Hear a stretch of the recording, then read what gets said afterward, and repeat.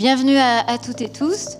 Donc, aujourd'hui, on va vous parler en fait du retour d'expérience de la gestion de la valorisation de la plateforme de DAM de Saint-Gobain qui est déployée avec la solution Vedia. Donc, un DAM sans limite au service de 360 ans d'histoire.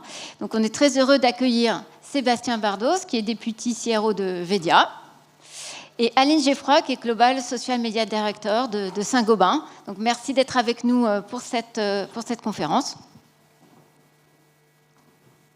Alors, on va peut-être... je pense que pas mal d'entre vous doivent quand même connaître l'entreprise Saint-Gobain, qui a 360 ans d'histoire derrière elle. Donc, quand même magnifique. Donc, je vais laisser Aline présenter un petit peu quand même la société Saint-Gobain. Oui, donc bonjour à tous et à toutes. Donc Saint-Gobain, en résumé, parce qu'on pourrait en parler longtemps, c'est un groupe industriel spécialisé dans les matériaux et les services pour la construction. Et c'est un groupe qui fête ses 360 ans cette année. Un des premiers projets de Saint-Gobain, c'était la Galerie des Glaces à Versailles, donc pas trop nul hein, comme projet pour démarrer. Et puis, à partir de là, le groupe a enclenché une expansion internationale et aujourd'hui on est présent dans 80 pays, on a 161 000 collaborateurs et on est tourné vers l'innovation et notamment tout ce qui est lié à la décarbonation, puisque le secteur de la construction c'est quand même 40% des émissions de CO2 dans le monde, donc on a pas mal de travail à faire pour réduire tout ça. Et on a une raison d'être qui est Making the World a Better Home. Une belle raison d'être. Saint-Gobain, ce sont aussi des marques différentes. Donc, si vous pouvez aussi nous en dire quelques mots. Oui, effectivement. Juste sur l'écran d'avant, je vous ai mis les marques qu'on voit le plus souvent en France. Vous avez notamment Point P, la plateforme du bâtiment que tout le monde ici a forcément croisé à un moment ou un autre. Mais on est aussi sur des marques plus industrielles comme Isover qui fait de la laine de verre, Weber, tout ce qui est mortier, joint, et puis évidemment des marques iconiques comme Placo, qu'on ne cite plus pour ceux qui ont fait de la rénovation chez eux. Merci Aline. Donc, donc notre objectif dans cette conférence, c'est de vous faire quand même un retour d'expérience, vraiment un use case sur la plateforme de DAM de Saint-Gobain. Je voulais demander à Aline de présenter un petit peu la carte d'identité du DAM, un peu à quoi ressemble le DAM aujourd'hui, quelles sont les volumétries d'assets. Vous pouvez nous en dire un petit peu plus? Alors, le DAM lancé avec Vedia est un projet qui a été initié en 2019. Aujourd'hui, il compte 24 000 utilisateurs à travers le monde. On a 530 utilisateurs externes. C'est une donnée importante parce qu'on a un DAM qui est accessible à nos prestataires externes très facilement. Donc, il a vraiment été pensé dans ce sens. On n'a pas un process de validation. On doit accorder des accès à des agences de pub ou de com'. Chacun est autonome, comme on le verra juste après. Aujourd'hui, on a 12 000 assets disponibles pour les utilisateurs. On en a évidemment plus en archivage. Et puis, on est sur une moyenne de 10 000 vues ou téléchargements par mois. Voilà, en quelques chiffres. Merci Aline. Quand on a préparé la conférence tous les trois, à un moment donné est venue en fait, dans notre préparation la notion d'un DAM illimité. Donc, est-ce que Sébastien, tu peux un peu nous décrypter? Alors, c'est surtout Aline, en fait. Quand on a préparé, voilà. Elle nous a dit, on va chercher un titre. Et puis, on s'est dit, qu'est-ce qui caractérise le mieux le DAM Saint-Gobain aujourd'hui? Et en fait, elle m'a dit, c'est un DAM illimité. Peut-être tu peux expliquer pourquoi. Oui, justement, ça rejoint un peu ce que je vous disais à l'instant sur l'accessibilité, avec cette volonté de ne pas avoir des process trop lourds pour donner l'accès aux DAM. Chaque nouveau collaborateur dans le groupe a un accès automatique aux DAM. On verra juste après, mais l'enjeu, c'est qu'il le sache, qu'il a un accès à ce DAM. Et pareil pour les prestataires externes. Là aussi, on leur donne une autonomie pour créer leur compte. Donc, on ne fait pas une barrière, un filtre sur l'accessibilité de la plateforme. Et ça, c'est quand même Enfin, ça nous amène beaucoup de fluidité et de facilité pour le travail, encore une fois, de tout ce qui est agence, peu importe le secteur. Et on le voit dans les adresses mail et les provenances, on a vraiment des utilisateurs externes du monde entier. Donc là aussi, il y avait cette notion de illimité, parce qu'on a des frontières, voilà, c'est très ouvert. C'est vraiment une approche globale, mondiale.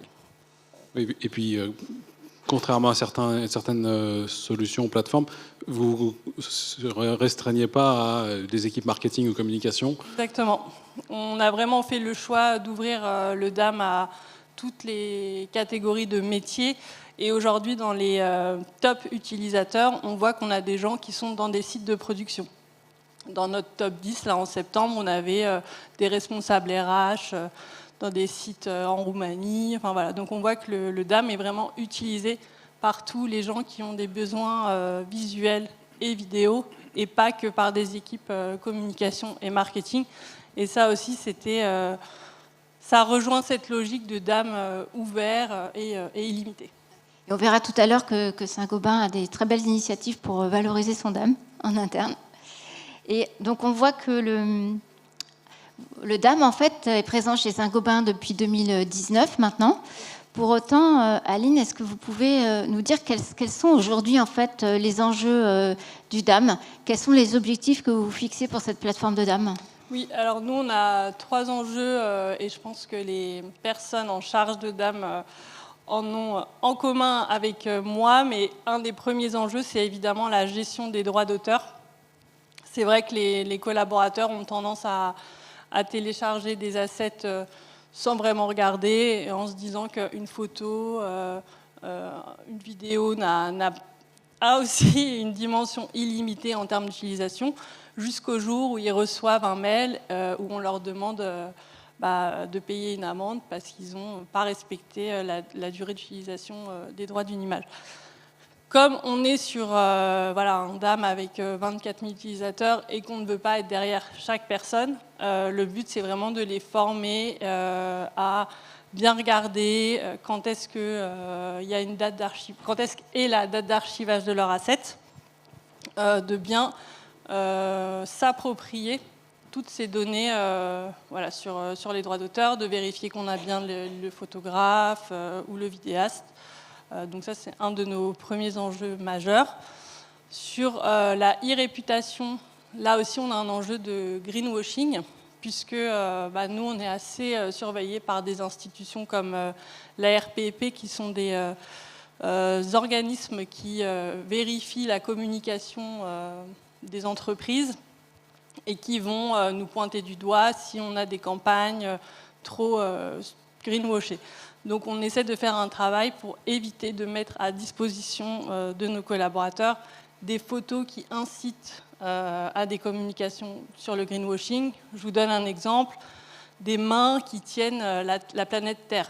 Voilà, ça c'est du gros greenwashing. Des empreintes de pas avec des feuilles à l'intérieur pour dire les petits pas écologiques. Donc on essaye vraiment de définir un cadre iconographique et aussi vidéo pour que les contenus mis à disposition de nos collaborateurs soient vraiment hors des clous du greenwashing. Et je crois que vous avez un dernier enjeu qui est très important, parce qu'on en avait parlé aussi pendant la préparation, c'est tout ce qui est la qualité de l'iconographie et le travail d'editing et de sélection que vous faites des visuels. Exactement. Donc là aussi, sur la dimension qualité icono, c'est parce que, par exemple, sur un événement, on ne veut pas se retrouver à mettre à disposition de nos utilisateurs 15 fois le même portrait du PDG ou d'un porte-parole, des photos d'afterwork qui n'ont pas leur place sur la plateforme. Donc on essaie vraiment, avec mon équipe, de faire ce filtre pour proposer les contenus les plus cadrés, les plus qualitatifs possibles. Merci, parce que c'est vraiment 3 enjeux, je pense, qui sont essentiels quand on met en place une plateforme de DAM. Et puisqu'on parle de DAM, on parle quand même de médias audiovisuels. Donc on a Vedia et Saint-Gobain ont préparé une petite vidéo pour vous montrer à quoi ressemble ce DAM. Donc je vais laisser Aline aussi commenter à quoi ressemble un petit peu cette plateforme. Donc Là, c'est un accès depuis l'intranet et comme vous voyez, on a un DAM qu'on essaye d'éditorialiser avec des albums photos qu'on met en avant selon l'actualité, des uploads de contenu qui reprennent les derniers événements du groupe. Enfin voilà, on a un peu un challenge de mettre à jour chaque semaine des nouveaux contenus. Et puis, encore une fois, d'avoir une dimension éditoriale pour que ce qu'on retrouve mis en avant sur le DAM reflète nos sujets de communication et de marketing en parallèle. Donc là, vous avez des photos usage interne uniquement de nos collaborateurs qui fêtent les 360 ans, puisqu'on utilise aussi le DAM comme une sorte de lien entre tous nos collaborateurs dans le monde pour voir ce qui se passe d'un pays à un autre. Et ce genre de photos, on flague en disant usage interne uniquement, ne pas utiliser un externe. Merci pour cette présentation. Il y a aussi quelque chose dont on a beaucoup parlé, c'est en fait comment est organisé le DAM en fait, chez Saint-Gobain aujourd'hui, comment sont répartis un petit peu les différents rôles et comment se passe un petit peu le workflow de contribution au sein de Saint-Gobain. Oui, donc j'ai fait le choix d'une organisation plutôt centralisée et que j'ai appelée en circuit court parce qu'initialement on avait beaucoup de contributeurs, mais le souci entre guillemets d'avoir beaucoup de contributeurs, c'est qu'on ne peut pas justement faire ce travail de qualification des contenus quand on a d'un coup 100 photos mises en ligne, on ne va pas repasser dessus. Donc aujourd'hui on a un système où on a nos contributeurs qui nous soumettent leur contenu. Avec mon équipe, on les sélectionne et ensuite on fait le travail de les répertorier sur la plateforme. On a donc plutôt un rôle côté collaborateur d'enrichir, de fournir les contenus et également de donner leur feedback pour améliorer l'expérience utilisateur. Et ça, on a remarqué que c'est quelque chose qui est vraiment développé au fur et à mesure des mois. On a de plus en plus de feedback, donc c'est des insights hyper importants pour nous. Et puis évidemment, on a l'équipe Vedia qui nous aide sur tout ce qui est suivi analytics, justement les remontées utilisateurs, et puis bon, le classique montée de version et les correctifs. Je crois que vous avez des process extrêmement bien définis pour accompagner les contributeurs aussi à bien... je dirais peut-être normaliser en fait la saisie des données et ça c'est des enjeux qu'on a vus au cours de plusieurs conférences aujourd'hui et qui est un enjeu de gouvernance, c'est la qualité de la donnée, c'est comment on garantit cette qualité de la donnée et je crois que vous avez mis en place des process qui sont vraiment super bien définis, donc ce serait peut-être intéressant peut-être de faire un petit retour aussi là-dessus. Oui, donc là aussi on essaie vraiment de sensibiliser les contributeurs à ce que c'est que l'indexation de visuels, donc quand quelqu'un veut mettre en ligne des contenus, il doit nous fournir les légendes, les mots-clés et on les incite aussi à nous donner tout ce qui est crédit. Donc on parlait des droits des images tout à l'heure. On ne met pas en ligne d'assets si on n'a pas le nom du photographe, la durée d'utilisation, ce genre d'éléments clés. Donc ça demande un travail supplémentaire à nos contributeurs. Mais derrière, c'est nos équipes du juridique qui sont contentes. Donc là, on a vu, on a des contributeurs du coup qui fournissent les contenus avec des règles de normalisation, une équipe communication globale qui gère en fait cet outil. Et côté Vedia, en fait, quel est l'accompagnement en fait que vous fournissez à Saint-Gobain dans ce circuit en fait d'intégration et de workflow des images? Donc dans tout ce circuit-là, en fait, Vedia, c'est un acteur de proximité. Donc régulièrement, on va avoir des points que l'on appelle CSM pour présenter les analytiques, les usages et accompagner sur des nouveaux usages de la plateforme ou des améliorations sur les indexations et choses comme ça. Alors là, c'est vraiment, je trouve personnellement, j'ai découvert cette initiative que je trouve assez impressionnante et assez exemplaire. C'est comment aujourd'hui Saint-Gobain a mis en œuvre tout un process en fait pour valoriser son DAM, pour le faire connaître et pour finalement encourager en fait l'utilisation du DAM. Est-ce que du coup, Aline, vous pouvez nous expliquer un petit peu ce qui a été mis en place et que je trouve vraiment extrêmement pertinent? Oui, donc quand j'ai repris le projet du DAM, c'est vrai qu'en interne, on avait beaucoup de personnes qui n'en avaient pas connaissance ou ne savaient pas qu'ils y avaient accès. Enfin voilà, il y avait il y avait de nombreux obstacles à l'augmentation du taux d'usage de la plateforme. Et en échangeant notamment avec les équipes Vedia, est venue l'idée de créer une newsletter parce que le DAM est géré par l'équipe communication et paradoxalement, on n'avait pas trop de communication sur l'outil. Donc, comme on avait quand même une belle base de données de 14 000 contacts, voilà, c'était pas négligeable. Donc, avec mes équipes, on s'est dit, qu'est-ce qui pourrait donner envie aux gens d'aller sur le DAM, d'aller explorer les contenus? La solution, c'était de leur apporter des contenus clés en main. Et on a fait quand même on a pris le parti de faire une newsletter hebdomadaire, hein, mais comme vous voyez, on a un super taux d'ouverture de 62%. C'est une newsletter très simple, mais qui va vraiment chercher plein de visuels auxquels les gens ne sont pas forcément exposés. On donne aussi des tips pour découvrir la plateforme. Et on a des feedbacks super positifs, notamment de gens qui sont graphistes, mais pas que dans le groupe. Et donc, chaque semaine, on soumet comme ça des boards inspirationnels qui font que les gens sont obligés d'aller sur le DAM. Et ça nous permet aussi, nous, d'utiliser les analytics différemment que juste à travers nos reportings mensuels.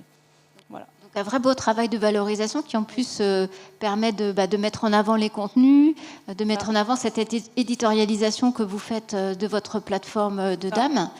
Et est-ce que, ça, je n'avais pas préparé cette question pendant l'entretien, mais ça m'est venu, c'est est-ce que des personnes, justement, vous font des demandes de constituer des dossiers par rapport à des demandes récurrentes qu'elles auraient ou des sujets du moment? Est-ce qu'il y a aussi ce retour de feedback, en fait, par rapport à la newsletter? Oui, en fait, on voit qu'avec la newsletter, on a plus de gens en demande de faire des mises en ligne ou alors des gens qui regardent justement sur leur business qu'est-ce qui remonte comme asset et qui des fois nous disent « Ah bah tiens, telle ou telle photo n'est plus à jour, cette solution-là, on ne l'a plus ».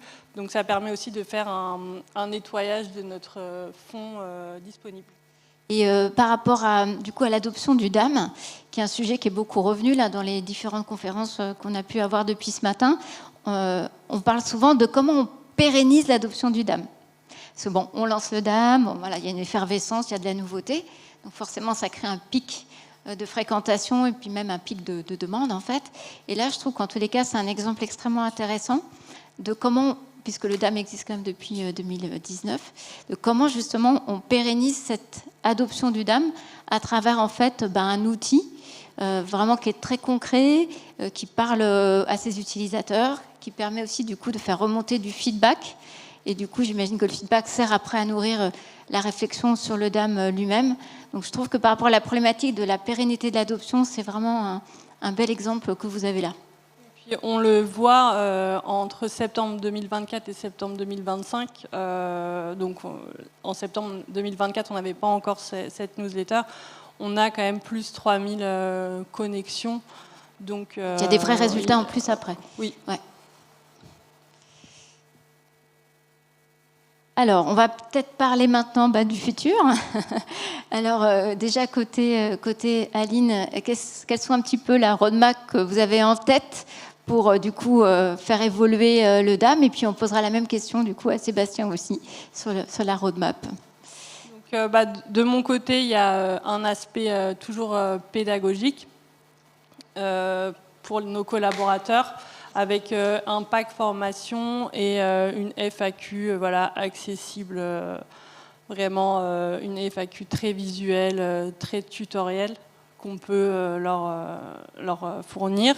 Et puis on va aussi activer l'option IA avec Vedia pour toujours être dans cette logique de brasser tous les assets et de faciliter les recherches pour les collaborateurs. Sébastien, du coup, la roadmap côté Vedia. Alors, ça va être un petit peu long, mais Ouais. en actualité chaude, je dirais, on a de nouvelles fonctionnalités qui sont sorties, qui sont ce qu'on appelle les digital templates, donc qui permettent finalement la personnalisation à l'échelle de contenus digitaux. Mais j'en parlerai un petit peu plus tard dans la présentation. Ce qui est intéressant pour faire un peu le lien avec le déploiement du DAM côté Saint-Gobain, c'est si tu peux passer à la slide suivante. En fait, c'est l'activation de l'usage sur d'autres typologies d'utilisateurs. Donc, initialement, le projet se concentrait plutôt sur la partie corporate Saint-Gobain, et progressivement, avec l'usage des différents collaborateurs, est venu l'intérêt et l'idée de déployer cet usage sur des besoins spécifiques liés au retail. Et donc, depuis quelques années, et puis plus particulièrement cette année, on a développé et déployé cet usage spécifiquement sur la filiale Distribution Bâtiment France, qui contient l'ensemble des distributeurs francophones, français de Saint-Gobain. Est-ce que Sébastien, on peut peut-être parler là où on arrive à la fin de notre conférence, peut-être un peu aussi aux principales fonctions de Vedia et au fait que Vedia s'adapte aussi à l'organisation et propose des expériences aussi personnalisées à ses utilisateurs. Oui, tout à fait. Donc en fait, un des grands différenciants de Vedia, c'est de proposer un DAM qui s'adapte à ses clients en fait. Donc systématiquement, on va s'assurer que la manière d'utiliser la solution, l'UX et tout ce qui va mettre en relation les utilisateurs va être personnalisé en fonction du contexte et des besoins vraiment spécifiques. Et donc cette adaptation du DAM aux usages et aux besoins, il s'étend aussi aux besoins de personnalisation qui sont les personnalisations multicanales. Donc aujourd'hui, dans la plateforme, on offre des fonctionnalités qui permettent, avec le marketing distribué, de personnaliser ou localiser des contenus digitaux ou print directement à l'échelle depuis le DAM, en facilitant cette adoption et en conservant une expérience de marque unique. On permet également la diffusion de ces contenus à l'échelle sur l'ensemble des sites qui sont détenus par les marques, dans des contextes e-commerce ou sites web classiques. Ça sera peut-être aussi des pistes pour Saint-Gobain, pour l'avenir. Donc peut-être que Sébastien, tu peux parler aussi de l'étude Forrester. Oui, alors récemment, on a fait faire une étude par Forrester, donc un cabinet de recherche américain. Donc l'objectif de cette étude, en fait, c'était d'interroger 4 de nos grands clients pour en déduire ou estimer quelle était la plus-value ou l'impact économique que Vedia apportait, en fait. Donc ce que je vous recommande, c'est de flasher le petit tag ici pour pouvoir en disposer. Très clairement, on note des ROI qui sont très importants, de l'ordre de 4 fois en quelques mois. Donc voilà, je vous recommande d'y aller. Et puis on sera ravis d'en discuter si vous passez sur notre stand. Tu peux passer. Et voilà, vous présenter la solution et échanger davantage sur les usages de Saint-Gobain et d'autres de nos clients. Ouais, parmi aussi ce que je citerai aussi quand tu as cité les principaux aspects fonctionnels de votre solution, c'est quand même aussi la capacité d'éditorialisation. Je trouve que c'est le fait que quand un utilisateur se connecte, on puisse quand même lui présenter un certain nombre de contenus sélectionnés à travers des widgets qui sont offerts par les solutions. Je trouve que aussi par rapport à la problématique de Saint-Gobain, c'est un élément intéressant, je trouve aussi à souligner. Et alors, pour finir, c'est un petit peu la question traditionnelle qu'on a et que je vais poser à Aline, et Sébastien n'hésite pas à compléter. C'est un peu qu'est-ce que vous nous partageriez comme bonne pratique, comme petits tips sur en fait la gestion d'une plateforme de DAM, sur sa gestion à la fois et sur sa valorisation et son adoption. Pour ma part, je pense qu'il y a toujours ce souci de pédagogie par rapport à nos utilisateurs, puisque dans notre cas chez Saint-Gobain, chaque mois on en a de nouveaux. Donc il ne faut jamais tenir pour acquis que ces utilisateurs maîtrisent les droits d'auteur, qu'ils ont des sensibilités esthétiques aux photos, etc. Donc pour moi, il y a tout un côté pédagogie et accompagnement qui doit être fait voilà, tout au long du projet DAM, quoi. Sébastien, est-ce que tu veux réagir sur ça ? Oui, il est clair que l'accompagnement à la gestion du changement et donc à l'adoption, c'est un facteur clé à l'usage du DAM. On le voit, quelle que soit la nature du DAM, que ce soit un DAM qui soit très partagé, et donc sur des cas type marketing, communication, ou même des DAM e-commerce, l'accompagnement au changement est un facteur clé pour la mise en place de DAM. Ouais, et c'est ce qu'on ne cesse de répéter aussi chez Activo, c'est la réussite d'un projet DAM. C'est certes de la technologie, mais c'est aussi beaucoup d'humain et beaucoup de prise en compte des besoins métiers, ce que vous avez très très bien expliqué. Donc, pour terminer cette conférence, est-ce que vous avez des questions que vous souhaiteriez poser soit à Vedia, soit à Aline ? C'est la fin de la journée. Bon, en tous les cas, moi, je trouve que c'était un très bel exemple, en fait. Je vous remercie tous les deux d'avoir présenté cet exemple qui nous a permis aussi de voir un petit peu comment vous avez organisé votre plateforme, comment Vedia aussi peut vous accompagner au quotidien dans le déploiement de cette plateforme, et aussi comment vraiment vous avez aussi réussi, je trouve, à relancer l'adoption de votre DAM, à générer des vrais succès en fait, en termes de connexion, et en tout cas que vous souhaitez de continuer sur ce chemin-là. Et l'éditeur Vedia, bien sûr, vous pouvez aller les voir sur le stand. Ah, il y a une question.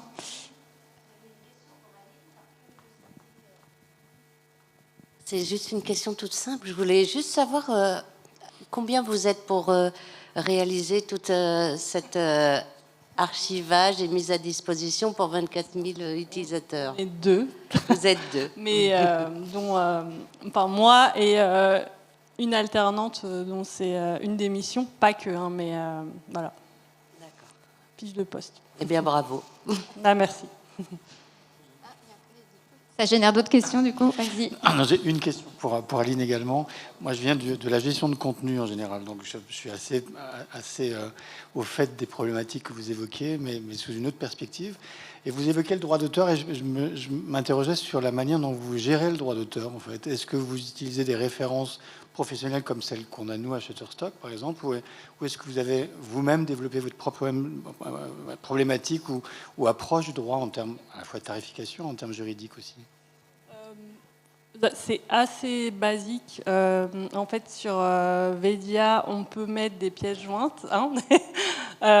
Et donc, ce qu'on fait, c'est qu'on joint directement le contrat je sais pas, du photographe, par exemple, parce que c'est la première chose que les juristes nous demandent. Et c'est la chose la plus compliquée qu'on a à obtenir de nos équipes en interne aussi.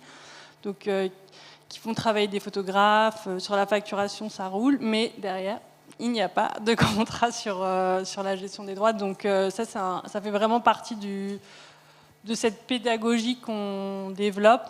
Et après, typiquement sur Shutterstock, on met directement la page avec les droits d'utilisation, notamment sur les vidéos. Comme ça, on a tout sous la main. Merci. Je ne crois pas qu'il y ait d'autres questions.